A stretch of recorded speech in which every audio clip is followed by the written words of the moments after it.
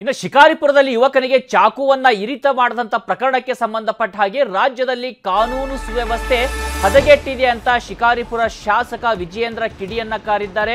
ಇವರ ಸಹೋದರ BY ರಾಘವೇಂದ್ರ ಒಂದು ಕಡೆಯಲ್ಲಿ ಪ್ರತಿಭಟನೆಯನ್ನ ಮಾಡ್ತಾ ಇದ್ದಾರೆ, ಮತ್ತೊಂದು ಕಡೆ ಬಿಜೆಪಿ ರಾಜ್ಯಾಧ್ಯಕ್ಷರು ಕೂಡ ಆಗಿರ್ತಕ್ಕಂಥ ವಿಜಯೇಂದ್ರ ಕಿಡಿಯನ್ನ ಕಾರಿರುವಂತದ್ದು. ಕಾಂಗ್ರೆಸ್ ಅಧಿಕಾರಕ್ಕೆ ಬಂದ ಬಳಿಕ ಹೀಗೆ ಆಗ್ತಾ ಇದೆ. ಬೆಳಗಾವಿ, ಶಿವಮೊಗ್ಗ ಸೇರಿದಂತೆ ಎಲ್ಲೆಡೆ ಗಲಭೆ ಆಗ್ತಾ ಇದೆ. ಶಾಂತಿ ಕಾಪಾಡುವ ಬದಲು ದೆಹಲಿಯಲ್ಲಿ ಪ್ರತಿಭಟನೆ ಮಾಡ್ತಾ ಇದ್ದಾರೆ ಅಂತ ಕೂಡ ವಿಜಯೇಂದ್ರ ಆಕ್ರೋಶವನ್ನ ವ್ಯಕ್ತಪಡಿಸಿದ್ದಾರೆ. ನಡೆದಂತ ಘಟನೆ ಇರಬಹುದು, ಮತ್ತೆ ಶಿಕಾರಿಪುರದಲ್ಲಿ ನಡೆದಿರತಕ್ಕಂಥ ನೆನ್ನೆ ಘಟನೆ ಅಂದ್ರೆ ಯಾರು ಏನ್ ಬೇಕಾದ್ರೂ ಮಾಡಬಹುದು. ಈ ರಾಜ್ಯದಲ್ಲಿ ಪೊಲೀಸ್ ವ್ಯವಸ್ಥೆನೇ ಕುಸಿದು ಬಿದ್ದೋಗಿದೆ ಅನ್ನೋ ವಾತಾವರಣ ನಿರ್ಮಾಣ ಆಗಿದೆ. ಮತ್ತೊಂದು ಕಡೆ ರಾಜ್ಯದ ಮುಖ್ಯಮಂತ್ರಿಗಳು ಅವರ ಸಂಪೂರ್ಣ ಸಂಪುಟದ ಸಚಿವರೊಂದಿಗೆ ದೆಹಲಿನಲ್ಲಿ ಕೂತ್ಕೊಂಡಿದ್ದಾರೆ ಇವತ್ತು.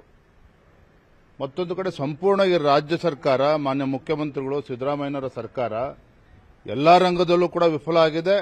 ಇವತ್ತು ಕಾನೂನು ಸುವ್ಯವಸ್ಥೆ ದೃಷ್ಟಿಯಿಂದಲೂ ಕೂಡ ಇವತ್ತು ಸಂಪೂರ್ಣ ವಿಫಲ ಆಗಿರ್ತಕ್ಕಂಥದ್ದು. ಇದರ ಪರಿಣಾಮನೇ ನಿನ್ನೆ ಶಿಕಾರಿಪುರದಲ್ಲಿ ನಡೆದಂತ ಮತ್ತೊಂದು ಘಟನೆ. ಯಾರು ಏನ್ ಬೇಕಾದ್ರೂ ಮಾಡಬಹುದು, ಯಾರು ಬೇಕಾದ್ರೂ ಚೂರಿ ಹಾಕಬಹುದು, ಮರ್ಡರ್ ಮಾಡಬಹುದು, ಹೇಳೋರಿಲ್ಲ ಕೇಳೋರಿಲ್ಲ, ಪೊಲೀಸರು ನಮ್ಮನ್ನೇನು ಮಾಡೋದಿಲ್ಲ, ಅದರಲ್ಲೂ ಕೂಡ ನಮ್ಮ ಅಲ್ಪಸಂಖ್ಯಾತರಂತೂ ಯಾರು ಮುಟ್ಟೋದಿಲ್ಲ ಕಾಂಗ್ರೆಸ್ ಸರ್ಕಾರ ಅನ್ನೋ ಭಾವನೆ ಏನಿದೆ, ಈ ಭಾವನೆನೇ ಇವತ್ತು ಈ ರೀತಿ ಘಟನೆಗಳು ನಡೆಯೋದಕ್ಕೆ ಕಾರಣ ಆಗಿದೆ. ಇವ್ರು ನೋಡೋ ರಾಜ್ಯ ಸರ್ಕಾರ ದೆಹಲಿಯಲ್ಲಿ ಕೂತಿದ್ದಾರೆ. ಶಿಕಾರಿಪುರದಲ್ಲಿ ಏನಿದೆ ಸರ್ ನಿಮಗೆ ಮಾಹಿತಿ? ಯಾವ ಘಟನೆಗೆ ನಿನ್ನೆ ನಮ್ಮ ಸಂಸದರು ರಾಘವೇಂದ್ರ ಅವರು ಕೂಡ ಅಲ್ಲಿ ಭೇಟಿಯನ್ನು ನೀಡಿದ್ದಾರೆ. ನಮ್ಮ ಪಕ್ಷದ ಮುಖಂಡರ ಕಡೆ ಗಮನಿಸ್ತಾ ಇದ್ದಾರೆ. ಶಿಕಾರಿಪುರ ಜನತೆ, ನಮ್ಮ ಶಿಕಾರಿಪುರ ತಾಲೂಕಿನ ಜನತೆ ಎಲ್ಲರೂ ಕೂಡ ಒಂದು ಶಾಂತಿ ಸುವ್ಯವಸ್ಥೆನ ಕಾಪಾಡಿಕೊಂಡು ಬಂದಿರತಕ್ಕಂಥವ್ರು. ಆದರೆ ಇತ್ತೀಚೆಗೆ ಘಟನೆ ನಡೆದಿರಲಿಲ್ಲ, ನಡಿಬಾರದಿತ್ತು ಈ ಘಟನೆ, ಅದು ಕೂಡ ನಡೆದಿದೆ. ಇದನ್ನ ಎಲ್ಲೋ ಹತೋಟಿಲಿದೆ ಅಂತೇಳಿ ನಾನು. ಇನ್ನು ಶಿಕಾರಿಪುರದ ಸುಶೀಲ್ ಅವರ ಮನೆ ಸುತ್ತ ಬಂದೋಬಸ್ತನ್ನ ಮಾಡಲಾಗಿರುವಂತದ್ದು. ಮನೆ ಸುತ್ತಮುತ್ತ ಬ್ಯಾರಿಕೇಡ್ ಅನ್ನ ಹಾಕಿ ಭದ್ರತೆಯನ್ನ ಪೊಲೀಸರು ಕೊಡ್ತಾ ಇದ್ದಾರೆ. ಪೊಲೀಸರಿಂದ ಕುಟುಂಬದವರ ವಿಚಾರಣೆಯನ್ನ ಕೂಡ ಮಾಡ್ತಿದ್ದಾರೆ. ಯಾವ ಕಾರಣದಿಂದಾಗಿ ದಾಳಿ ನಡೆದಿರಬಹುದು, ಏನಾಗಿತ್ತು, ಯಾವ ರೀತಿಯಾಗಿರ್ತಕ್ಕಂಥ ಸಂದರ್ಭ ಇತ್ತು ಮುಂತಾದ ಪ್ರಶ್ನೆಗಳನ್ನ ಕೇಳ್ತಾ ಕುಟುಂಬದವರಿಂದ ಕೂಡ ಮಾಹಿತಿಯನ್ನ ಪೊಲೀಸರು ಪಡಿತಾ ಇದ್ದಾರೆ.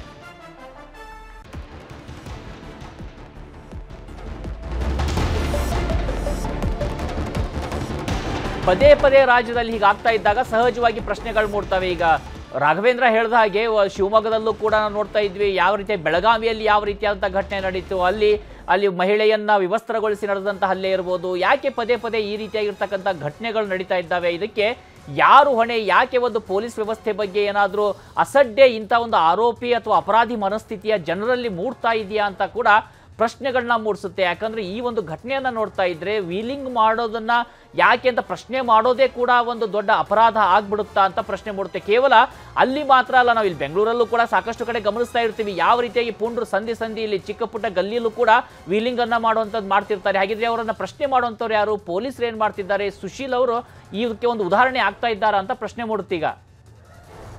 ಇನ್ನು ಚಾಕು ಇರ್ತಕ್ಕೆ ಒಳಗಾಗಿರ್ತಕ್ಕಂಥ ಸುಶೀಲ್ ಅವರ ತಂದೆ ಚನ್ನವೀರಪ್ಪ ನ್ಯೂಸ್18 ಜೊತೆಯಲ್ಲಿ ಮಾತನಾಡಿದ್ದಾರೆ, ನೋಡೋಣ. ಶಿಕಾರಿಪುರವನ್ನ ಬೆಚ್ಚಿ ಬೀಳಿಸಿರುವಂತಹ ಘಟನೆ ನಿನ್ನೆ ಒಂದು ನಡೆದಿದೆ. ಏನು ಶಿವಮೊಗ್ಗದ ಹತ್ತಿರದಲ್ಲಿರುವಂತಹ ಶಿಕಾರಿಪುರ ಏನಿದೆ, ಆ ಶಿಕಾರಿಪುರದಲ್ಲಿ ರಾತ್ರಿ ವೇಳೆ ಏಕಾಏಕಿ ಬಂದು ಇಲ್ಲಿ ವಾಸವಾಗಿರುವಂತಹ ವ್ಯಕ್ತಿ ಮೇಲೆ ಚಾಕು ಇರ್ತ ಪ್ರಕರಣ ಈಗ ಎಲ್ಲೆಡೆ ಕೂಡ ಆತಂಕ ಸೃಷ್ಟಿ ಮಾಡಿದೆ. ನಾವೀಗ ಅದೇ ಪ್ಲೇಸ್ ಅಲ್ಲಿ ಇದ್ದೀವಿ. ಏನು ಸುಶೀಲ್ ಅವರ ಶಿಕಾರಿಪುರದ ಕುಮುದ್ವತಿ ಕಾಲೇಜಿನ ಉಪನ್ಯಾಸಕರಾದಂತಹ ಸುಶೀಲ್ ಅವರ ಮನೆ ಭಾಗದ ಮುಂಭಾಗ ಇದ್ದೀವಿ. ಅವ್ರ ಮನೆ ನೀವು ನೋಡ್ತಾ ಇರ್ಬೋದು. ಬೆಳಗ್ಗೆ ಅಂದ್ರೆ ಸಂಜೆ ಅಷ್ಟೊತ್ತಿಗೆ ಅವರು ತಮ್ಮ ಮನೆಯಲ್ಲಿರುವಂತಹ ನಾಯಿಯನ್ನ ವಾಕಿಂಗ್ ಕರ್ಕೊಂಡು ಹೋಗುವ ಸಮಯದಲ್ಲಿ, ಅಂದ್ರೆ 8:45, 9 ಗಂಟೆ ಅಷ್ಟೊತ್ತಿಗೆ ಅವರು ಪ್ರತಿದಿನ ವಾಕಿಂಗ್ ಅನ್ನ ಕರ್ಕೊಂಡು ಹೋಗ್ತಾರೆ. ಆ ಸಮಯದಲ್ಲಿ ಇದೇ ಭಾಗದಿಂದ ಬಂದು ಅವರು ಮುಂದೆ ಹೋಗಿ ವಾಕಿಂಗ್ ಅನ್ನ ಕರ್ಕೊಂಡು ಹೋಗಿ ಬಂದಿರ್ತಾರೆ. ನಂತರ ಅಲ್ಲೊಂದಿಷ್ಟು ವೆಹಿಕಲ್ಗಳಂದ್ರೆ ಬೈಕ್ ನಲ್ಲಿ ವೀಲಿಂಗ್ ಮಾಡ್ತಿರುವಂತಹ ಹುಡುಗರನ್ನ ಕಂಡು ಅವರು ಒಂದಿಷ್ಟು ಮಾತುಗಳನ್ನ ಹೇಳ್ತಾರೆ, ನೀವು ಬುದ್ಧಿವಾದನ ಹೇಳ್ತಾರೆ. ಇಲ್ಲಿ ಯಾವುದೇ ರೀತಿಯ ವೀಲಿಂಗ್ ಅನ್ನ ಮಾಡಬೇಡಿ, ಮಕ್ಕಳು ಮತ್ತೆ ಹೆಣ್ಮಕ್ಳು ಓಡಾಡೋ ಜಾಗ, ಇದರಿಂದ ಪ್ರಾಬ್ಲಮ್ ಆಗುತ್ತೆ ಅಂತ ಹೇಳಿ ಒಂದು 2 ದಿನಗಳ ಹಿಂದೆನೂ ಕೂಡ ಬುದ್ಧಿವಾದ ಹೇಳಿರ್ತಾರೆ. ಅದಾದ ನಂತರ ಇಲ್ಲಿ ಬಂದಂತ ಏನು ಆ ವ್ಯಕ್ತಿಗಳು ಹುಡುಗರು ಇರ್ತಾರೆ, ಅವರು ಅದು ಮಾತಿನ ಚಕಮಕಿ ಕೂಡ ನಡೆಯುತ್ತೆ. ಅದಾದ ನಂತರ ಮತ್ತೆ ಅವರು ಮನೆಗೆ ಹೋಗಿ ಇನ್ನ 2-3 ಹುಡುಗರನ್ನ ಕರ್ಕೊಂಡು ಒಟ್ಟು 4 ಜನರು ಮತ್ತೆ ಬಂದು ಸುಶೀಲ್ ಅವ್ರನ್ನ ಮನೆಯಿಂದ ಹೊರ ಬರೋದಕ್ಕೆ ಹೇಳ್ತಾರೆ. ಹೊರ ಬಂದು ಆತನನ್ನ ಓಣಿ ಅಂದ್ರೆ ಇಲ್ಲೇ ಪಕ್ಕದಲ್ಲಿರುವಂತಹ ಓಣಿಗೆ ಬರ ಹೇಳ್ತಾರೆ. ಆದ್ರೆ ಸುಶೀಲ್ ಕುಮಾರ್ ಅವರು ಯಾವುದೇ ರೀತಿಯಾದ ಅದಕ್ಕೆ ಒಪ್ಕೊಳಲ್ಲ. ಏನಾಗಿದೆ ನೀವು ಇಲ್ಲಿಯೇ ಬಂದು ಮಾತನಾಡಿ ಅಂತ ಹೇಳ್ತಾರೆ. ಏನು ಈ ದೇವಸ್ಥಾನ ಕಾಣಿಸ್ತಾ ಇದೆ, ಈ ದೇವಸ್ಥಾನದ ಮುಂಭಾಗವೇ ಆತನನ್ನು ಕರೆದು ಮಾತಿನ ಚಕಮಕಿ ಕೂಡ ಮಾಡ್ತಾರೆ. ನಂತರ ಆತನಿಗೆ ಹಲ್ಲೆ ಮಾಡೋದಕ್ಕೆ ಮುಂದಾಗ್ತಾರೆ. ತಾವು ತಂದಿದ್ದ ಡ್ರ್ಯಾಗನ್ ಏನಿರುತ್ತೆ ಅಂದರೆ ಚಾಕುನ ಆತನ ಮೇಲೆ ಹಾಗೆ ಅಂದರೆ ಆತನಿಗೆ ಚುಚ್ಚುವುದರ ಮೂಲಕ ಆತನ ಇಲ್ಲಿ ಬೀಳ್ತಾನೆ. ಈ ಏನು ಜಾಗ ಕಾಣಿಸ್ತಾ ಇದೆ, ಆತ ಇಲ್ಲಿ ಬಂದು ಆ ಚಾಕುನ ಚುಚ್ಚಿದ ನಂತರ ಹೊಟ್ಟೆಯ ಭಾಗಕ್ಕೆ ಆತನಿಗೆ ಚುಚ್ತಾರೆ ಆ 4 ಜನ ಹೋದ್ರು. ಆಗ ನಂತರ ಆತ ಇಲ್ಲೇ ಕುಸಿದು ಬೀಳ್ತಾನೆ. ಆಗ ತಕ್ಷಣವೇ ಮನೆಯಲ್ಲಿದ್ದಂತಹ ಏನು ಒಂದು 2-3 ಜನ ಅವ್ರ ಫ್ರೆಂಡ್ಸ್ ಆಗಿರ್ಬೋದು, ಹಾಗೆ ಜೊತೆಗೆ ಅವರ ಫ್ಯಾಮಿಲಿಯ ಮೆಂಬರ್ಸ್ಗಳು ತಕ್ಷಣ ಆತನ ಬಂದು ಆತನನ್ನು ರಕ್ಷಣೆ ಮಾಡಿ ಸ್ಥಳೀಯ ಆಸ್ಪತ್ರೆಗೆ ಕರ್ಕೊಂಡು ಹೋಗ್ತಾರೆ. ನೀವು ನಮ್ಮ ಜೊತೆಗೆ ಈಗ ಮಾತಾಡೋದಕ್ಕೆ ಅವ್ರ ತಂದೆ ಚನ್ವೀರಪ್ಪ ಅವರು ಕೂಡ ಇದ್ದಾರೆ. ಅವರಿಂದನೇ ಕೇಳೋಣ ಘಟನೆ ಹೇಗಾಯಿತು, ಎಷ್ಟೊತ್ತಿಗಾಯಿತು ಅಂತ ಹೇಳಿ. ಸರ್, ಘಟನೆ ಎಷ್ಟೊತ್ತಿಗೆ ನಡೀತು ಸರ್? ನೀವು ಅವಾಗ ಎಲ್ಲಿತ್ತು ಸರ್? ನಾವು ಇಲ್ಲೇ ಮನೆ ಒಳಗಿದ್ವಿ. ಎಂದಿನಂತೆ ಅವನು 9 ಗಂಟೆಗೆ ನಾಯಿ ಹೊರಗಡೆ ಕರ್ಕೊಂಡು ಹೋಗುವಾಗ ಅಲ್ಲಿ ಯುವಕರು ವೀಲಿಂಗ್ ಮಾಡ್ತಾ ಇರ್ತಾರೆ. ಅದಕ್ಕೆ ಅವರು ನಮ್ಮ ಸುಶೀಲ್ ಅನ್ನೋನು ಅವರಿಗೆ ಈ ಥರ ಮಾಡಬಾರ್ದು, ಇಲ್ಲಿ ಸಣ್ಣ ಹುಡುಗರು ಹೆಣ್ಮಕ್ಳು ಅಡ್ಡಾಡ್ತಾರೆ, ಅವ್ರು ಅಲ್ಲಿಂದ ಮತ್ತೆ ಕಾಲು ಕಿತ್ತು ಹೋಗ್ತಾರೆ. ಅಲ್ಲಿಂದ ಹೋಗಿ ಮತ್ತೆ ಇನ್ನೊಂದು ಬೈಕಿನಲ್ಲಿ ಮತ್ತೆ ಇಬ್ಬರು ಒಟ್ಟು 4 ಮಂದಿ ಬರುತ್ತಾರೆ. ಮತ್ತು ಅವಾಗ ಇವ್ರಿಗೆ ಹಂಗೆ ವಾಚಾಟ ನಡೆಯುವಾಗ ಯಾವ ಟೈಮಿಗೆ ಅವನು ಚಾಕುವನ್ನು ತೊಗೊಂಡು ಚುಂಚಿದ ಅನ್ನೋದೇ ಗೊತ್ತಾಗಲ್ಲ. ಅವನು ಇಲ್ಲಿ ನೋಡಿ ಇಲ್ಲಿ ಚಾಕು ಚುಂಚಿದ ಅಂದಾಗನೇ ಅವರು ಓಡಿ ಹೋಗ್ತಾರೆ. ಈ ಬಗ್ಗೆ ಮತ್ತಷ್ಟು ಮಾಹಿತಿಯನ್ನು ನೀಡೋದಕ್ಕೆ ಪ್ರತ್ಯಕ್ಷದರ್ಶಿಯಾದಂತಹ ಅವರ ಸಹೋದರ ಕೂಡ ಇದ್ದಾರೆ.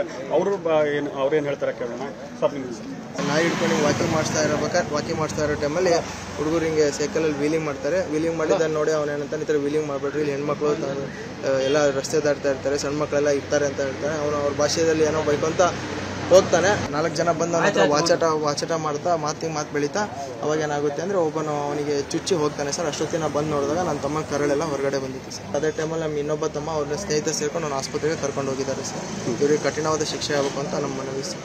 ಈಗ ಹೇಗಿದ್ದಾರೆ ಸರ್? ನನ್ನ ತಮ್ಮಂಗೆ ಈಗ ಆಪರೇಷನ್ ಆಗಿದೆ ಸರ್. ಈಗ ಆರಾಮಿದ್ದಾನೆ.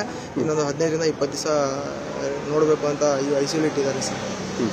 ಏನಾಗಬೇಕು ಅಂತ ಅವರಿಗೆ ಈಗ ಏನು ಅವ್ರಿಗೆ ಕಠಿಣ ಶಿಕ್ಷೆ ಆಗಬೇಕು ಅಂತ ನಮ್ಮ ಮನವಿ ಸರ್. ಏನು ನೀವು ನೋಡಿ, ಇದಿಷ್ಟು ಅವರ ತಂದೆ ಹಾಗೂ ಅವರ ತಮ್ಮನ ಸುನಿಲ್ ಅವರ ಮಾತಾಗಿತ್ತು. ಒಂದು ರೀತಿಯಲ್ಲಿ ಭಯ ಹುಟ್ಟಿಸುವಂಥ ಕೆಲಸ ಇಲ್ಲಿ ನಡೀತಾ ಇದೆ ಅಂತಲೇ ಹೇಳ್ಬೋದು. ಕ್ಯಾಮ್ರಾ ಪರ್ಸನ್ ವಿಶ್ವನಾಥ್ ಜೊತೆ ವಿನಯ್ ಪುರ್ದಾರ್, ನ್ಯೂಸ್ 18 ಕನ್ನಡ, ಶಿವಮೊಗ್ಗ. ಇನ್ನು ಮನೆ ಮುಂದೆ ನನ್ನ ಮಗ ವಾಕಿಂಗ್ ಅನ್ನ ಮಾಡ್ತಾ ಇದ್ದ. ಈ ವೇಳೆ ಕೆಲವರು ವೀಲಿಂಗ್ ಮಾಡ್ತಾ ಇದ್ರು. ವೀಲಿಂಗ್ ಅನ್ನ ಮಾಡಬೇಡಿ ಅಂತ ಹೇಳಿದ್ದಕ್ಕೆ ನನ್ನ ಮಗನಿಗೆ ಚಾಕುವಿನಿಂದ ಇರಿದಿದ್ದಾರೆ ಅಂತ ನ್ಯೂಸ್ 18 ಜೊತೆ ಗಾಯಾಳು ತಾಯಿ ಸರಸ್ವತಿ, ತಂದೆ ಚನ್ನವೀರಪ್ಪ ಮತ್ತು ಸಂಬಂಧಿ ಮಡ್ಡಿಗುರು ಮಾತನಾಡಿದ್ದಾರೆ. ಆ ಟೈಮಲ್ಲಿ ಏನಪ್ಪ ಯಾರು ಚಾಕು ಹಾಕೋದ್ರು ಅಂದ್ರೆ ಮೇಲೆ ಹೊರಗಡೆ ಬಂದೆ. ನನ್ನ ಮಗ ವರ್ಕ್ ಮಾಡ್ತಿದ್ದ, ನನ್ನ ದೊಡ್ಡ ಮಗ ವರ್ಕ್ ಮಾಡ್ತಿದ್ದ. ಯೋಗಿ ಸರ್ ನನ್ನ ತಮ್ಮಂಗೆ ಆಕ್ಸಿಡೆಂಟ್ ಆಗಿದೆ ಅಂತ ಅಂದವನ ಹೊರಗೆ ಹೋದ. ನಾನು ಹಂಗೆ ಎದ್ದು ಬಂದೆ. ನಾನು ಎದ್ದು ಬರೋಷ್ಟೊತ್ತಿಗೆ ಅವ್ನು ಹಾಸ್ಪಿಟ್ಲಿಗೆ ಕರ್ಕೊಂಡೋಗಿ ಅಡ್ಮಿಟ್ ಮಾಡಿದ್ದು ಅಷ್ಟೇ ಗೊತ್ತಿದ್ದ. ಅಲ್ಲಿಂದ ಹಂಗೆ ಶಿವಮೊಗ್ಗ ಕರ್ಕೊಂಡು ಹೋಗ್ಬಿಟ್ಟು. ಇಲ್ಲ ಸರ್, ಯಾವಾಗೂ ಆಗಿಲ್ಲ. ಆಮೇಲೆ ಅವ್ನು ಯಾರು ಸುದ್ದಿಗೂ ಹೋದಲ್ಲ ನನಗೆ, ಯಾವ ದ್ವೇಷನೂ ಇಲ್ಲ. ಆಮೇಲೆ ಅವ್ರನ್ನ ಫಸ್ಟ್ ಆಫ್ ಆಲ್ ನೋಡಿದ್ದೆ ಇದೇ ಫಸ್ಟ್. ಅವನು ನಾನು ಗೊತ್ತಿಲ್ಲ ಸರ್, ನಾನು ಯಾರನ್ನೂ ನೋಡಿಲ್ಲ. ಅವನಿಗೆ ಗೊತ್ತು ಅಪರಿಚಿತ ಮುಖನ ಪರಿಚಯ, ನನಗೆ ಗೊತ್ತಿಲ್ಲ. ಏನೋ ಗೊತ್ತಿಲ್ಲ ಸರ್. ರಾತ್ರಿ ಮಾಡ್ತಿದ್ರಂತೆ, ಅಷ್ಟೊಂದು ನಾವು ಮಲಗ್ತಿದ್ವಿ. ಮಾಡ್ತಿದ್ರು ಅನ್ನೋ ಸುದ್ದಿ, ಅದನ್ನ ನಾವು ನೋಡಿಲ್ಲ. ಏನು ಅನಿಸ್ತದೆ ಸರ್, ಏನು ಮಾಡ್ಬೇಕು ಹೇಳ್ರಿ? ನಾನು ತೀರಾ ಮಕ್ಕಳು ಅಡ್ಡಾಡೋದು ರಾತ್ರಿ ಹೊತ್ತು. ಗಂಡು ಮಕ್ಕಳಿಗೆ ಹಿಂಗಾದ್ರೆ ಹೆಣ್ಣು ಮಕ್ಕಳದ್ದು ಏನು ಲೆಕ್ಕ ಅಂತ ಇವರಿಗೆಲ್ಲ. ತೀರಾ ಕೈಯಲ್ಲಿ ಚಾಕು ಹಿಡ್ಕೊಂಡು ಡ್ರಾಗನ್ ಹಿಡ್ಕೊಂಡು ಅಡ್ಡಾಡ್ತಾರೆ ಅಂದರೆ ನಾವೆಲ್ಲ ಹೆಂಗೆ ಅಡ್ಡಾಡ್ಬೇಕು? ಮಕ್ಕಳು ಮನೆ ಕಟ್ಕೊಳ್ಳ ಬುದ್ಧಿವಾದ ಹೇಳಿದ್ದೆ ತಪ್ಪಾಗ್ತದೆ. ವೀಲಿಂಗ್ ಮಾಡ್ಬೇಡ್ರಪ್ಪ ಅಂದಿದ್ದೆ ತಪ್ಪಾಗುತ್ತೆ. ಏನು ಬಯಸು ಏನು ಸರ್, ಅವ್ರು ನ್ಯಾಯ ಕೊಡ್ಬೇಕಷ್ಟೇ. ನನ್ನ ಮಗನಿಗೆ ಅವ್ರಿಗೆ ಶಿಕ್ಷೆ ಆಗ್ಬೇಕು. ಏನು ರಕ್ಷಣೆ ಕೊಡ್ತೀವಿ ಸರ್? ಜನ ಅಡ್ಡಾಡೋತ್ತಾಗೆ ಇಷ್ಟು ಮಾಡಿದ್ವಿ, ಇನ್ನೇನು ರಕ್ಷಣೆ ಕೊಡ್ತಾರೆ? ಅವ್ರೊಬ್ಬನ ಹೋಗಿ 4 ಜನ ಕರ್ಕೊಂಡು ಬಂದು ಮಾಡ್ದ ಅಂದರೆ ಮುಂದಿನ ಸಲ ಇನ್ನೊಂದು 8 ಜನ ಕರ್ಕೊಂಡ್ಬಂದು ತರದೇ ಹೋಗ್ತಾರೆ. ಅದು ಓಣಿ ಒಳಗೆ ಹೋಗಂಬ ಮಾತಾಡೋಕ್ಕೆ ಅಂತ ಇವ್ನು ನನ್ನ ಮಗ ಅಲ್ಲಿ ಬೇಡ ಇಲ್ಲೇ ಮಾತಾಡೋದಕ್ಕೆ ಇಷ್ಟು ಬದುಕೊಂಬಂದ. ಓಣಿ ಒಳಗಾಗಿದ್ರೆ ಹೆಣ ತಗೊಂಡ್ಬರ್ಬೇಕಾಗಿತ್ತು. ಆ ಪರಿಸ್ಥಿತಿ ಮಾಡಿರ್ತಿದ್ರು. ಉದ್ದೇಶಪೂರ್ವಕ ಚುಚ್ಚಬೇಕು ಅಂತಾನೆ ಬಂದಂಗಿದೆ ಇರ್ಬೋದು. ಕರ್ಕೊಂಬಂದಾರೆ ಅಂದ್ಮೇಲೆ ಉದ್ದೇಶಪೂರ್ವಕನೇ. ಇವ್ನು ಒಂದ್ಸಲಿ ಯಾವಾಗ ಹಿಂಗೆ ಮಾಡಬೇಡ ಅಂತ ಹೇಳಿ ಹೋಗಿ ಕರ್ಕೊಂಬಂದ್ಮೇಲೆ ಅವ್ರು ತೆಗಿಬೇಕು ಅಂತಾನೆ ಬಂದಿರೋದು. ಅವರು ಅದು ಪುಣ್ಯಕ್ಕೆ ಬದುಕೊಂಡು ಬಂದ. ಏನು ಅವ್ನ ಋಣ ಚೆನ್ನಾಗಿತ್ತೋ, ನಮ್ಗೆ ಚೆನ್ನಾಗಿತ್ತೋ, ಬದುಕೊಂಡು ಬಂದ. ಇರ್ಬೋದು ಓಣಿ ಒಳಗೆ ಹೋಗಿದ್ರೆ ಮಾತ್ರ ಅದೇ ನನ್ನ ಮಗ ಕೈ ಸಿಗ್ತಿರ್ಲಿಲ್ಲ. 9:45 ಆಗೈತೆ ಇದ್ರೆ ಇನ್ನೇನು ಭಯ ಅವರಿಗೆ, ಚಾಕು ಇಟ್ಕೊಂಡ್ರೆ ಇನ್ನೇನು ಭಯ ಮಾಡ್ತಾರೆ. 9:30 ಸುಮಾರು ಅವನು ನಾಯಿ ಇಟ್ಕೊಂಡು ಡೈಲಿ ಓಡಾಡ್ತಾನೆ. ಅಂದ್ರೆ ಊಟ ಆದ್ಮೇಲೆ ಅವನು ಬರ್ತಿರ್ತಾನೆ, ಅವ್ನು ಓಡಾಡ್ತಾ ಇರ್ತಾನೆ. ಮಾಮೂಲಿಯಾಗಿ ಅವ್ನು ಓಡಾಡ್ತಿರ್ತಾನೆ. ಮಳೆಯ ನಮ್ದು ಇಲ್ಲೇ ಪಕ್ಕದ ಮನೆನೆ, ಅಕ್ಕನ ಮಗನೇ ಅವನು. ಪಕ್ಕದಲ್ಲಿ ಓಡ್ತಾ ಇದ್ದಾನೆ. ಬಂದಲ್ಲಿ ನಾಯಿ ಇಟ್ಕೊಂಡು ಹೋಗ್ತಾ ಇರ್ತಾನೆ. ಅದು ಅಭ್ಯಾಸ ಅವನಿಗೆ, ನಾಯಿ ಇಟ್ಕೊಂಡು ಓಡ್ತಾ ಇದ್ದಾನೆ. ವೀಲಿಂಗ್ ಮಾಡ್ತಾ ಬಂದಿದ್ದಾರೆ. ವೀಲಿಂಗ್ ಇಲ್ಲೆಲ್ಲ ಯಾಕೆ ಮಾಡ್ತಾರೋ, ನಿಮ್ಮಲ್ಲಿ ಏನಾರ ಮಾಡ್ಕೊಂಡ್ರು, ನಮ್ಮ ಪೇಟೆಲ್ಲ ಮೆಂಗಸರು ಮಕ್ಕಳೆಲ್ಲ ಓಡಾಡ್ತಿರ್ತಾರೆ, ಇಲ್ಲೆಲ್ಲ ಮಾಡ್ಬಿಡಿ ಅಂತ ಹೇಳಿ ನೀನೇ ಅವನು ಹೇಳಕ್ಕೆ ಅಂತ ಅವ್ರಿಬ್ರು ಜೋರ್ ಮಾಡ್ಯಾರ. ಹಾಗೆ ವಾಕ್ಸ್ಮೋರ್ ಆಗಿದೆ. ಮಾತಾಡಿದ್ದಾರೆ. ಮಾತಾಡಿ ಸರಿ ಅದೇನ್ ಚರ್ಚೆ ಆಗಿದೋ ಆಮೇಲೆ ಆ ಕಡೆ ಈ ಕಡೆ ನೋಡಿದಾರೆ. ನೋಡ್ಕೊಂತೀನಿ ನಿನ್ನ ಅಂತ ಹೇಳಿದಾರೆ ಇಬ್ರು. ಸರಿ ಮುಂದೆ ಪಾಸ್ ಆಗಿ ಮತ್ತೆ ಅವನು ಅಲ್ಲೇ ಅಡ್ಡಾಡ್ತಾ ಇದ್ದಾನೆ. ಅಲ್ಲೇ ಅಡ್ಡಾಡುವಾಗ ಮತ್ತೆ ಆ ಮನುಷ್ಯ ಹುಡುಗ ಏನ್ ಮಾಡ್ಯಾನ, ಇನ್ನ ಇಬ್ರನ್ನ 4 ಜನ ಒಟ್ಟು ಬೈಕಲ್ಲಿ ಬಂದ್ಯಾರ. 4 ಜನ ಬೈಕಲ್ಲಿ ಬಂದು ನಿಂತ್ಕೊಂಡು ಬಂದು ಏನೋ ಈಗ ಮಾತಾಡೋ, ನಾವು 4 ಜನ ಇದ್ರೆ ಏನ್ ಮಾಡ್ತೀರಿ ಏನು ಅಂತ ಅವ್ರು ಹೇಳ್ದಂಗೆ ಸುಮ್ಮನೆ ನಿಂತಂಗೆ ಚಾಕು ತಗೊಂಡು ಸುಮ್ಮನೆ ಸೀದಾ ಹಂಗೆ ಹೊಟ್ಟೆಗೆ ಹಿಂಗೆ ಇರದೆ ಹಿಂಗೆ ತೆಗೆದು ಎಲ್ಲ ಎತ್ಕೊಂಡು ಓಡಕ್ ಹೋಗ್ಯಾರ. ಬೈಕಲ್ಲಿ ಆ ಕಡೆ ಅಲ್ಲಿ ಎಲ್ಲ ಬೈಕ್ ಚಪ್ಪಲಿ ಅಲ್ಲೇ ಇದ್ದು ಅವರೆಲ್ಲ ಅಲ್ಲೇ ಇಟ್ಟು ಹಂಗೆ ಓಡೋಗ್ಯಾರ. ಹಂಗೆ ಅಷ್ಟೊತ್ತಿಗೆ ಜನ ಏನು ಅಂತ ಜನ ಸೇರಿಯಾರೆ. ಸೊ ಅಷ್ಟೇ ಕ್ಲಾಸ್ ಆಗಿ 9:30 ಇಲ್ಲಿ ಆಗಿದೆ. ಸೀದಾ ಇಲ್ಲಿಂದ ಮೆಕ್ಯಾನಿಕ್ ಕರ್ಕೊಂಡು ಹೋದ್ವಿ. ಮೆಗಾನಲ್ಲಿ ನೋಡ್ಬಿಟ್ಟು ಇಲ್ಲ ನಮ್ಮಲ್ಲಿ ಇಲ್ಲಿ ಆಗಲ್ಲ, ಬೇಡ ಶಿವಮೊಗ್ಗ ಕರ್ಕೊಂಡು ಹೋಗ್ರಿ ಅಂತ ಹೇಳಿದ್ರೆ. ಸೊ ಅವ್ರು ಹಂಗೆ ಹತ್ತಿ ಎಲ್ಲ ಅವ್ರು ಹೆಂಗೆ ಇಟ್ಬಿಟ್ಟು ಅವ್ರು ಹಂಗೆ ಇಟ್ಟು ಆಂಬ್ಯುಲೆನ್ಸ್ ಅಲ್ಲಿ ಇದು ಮಾಡ್ಬಿಟ್ಟು ಆಂಬ್ಯುಲೆನ್ಸ್ ಅಲ್ಲಿ ಕರ್ಕೊಂಡು ಹೋಗ್ಯಾರ ಅವರು.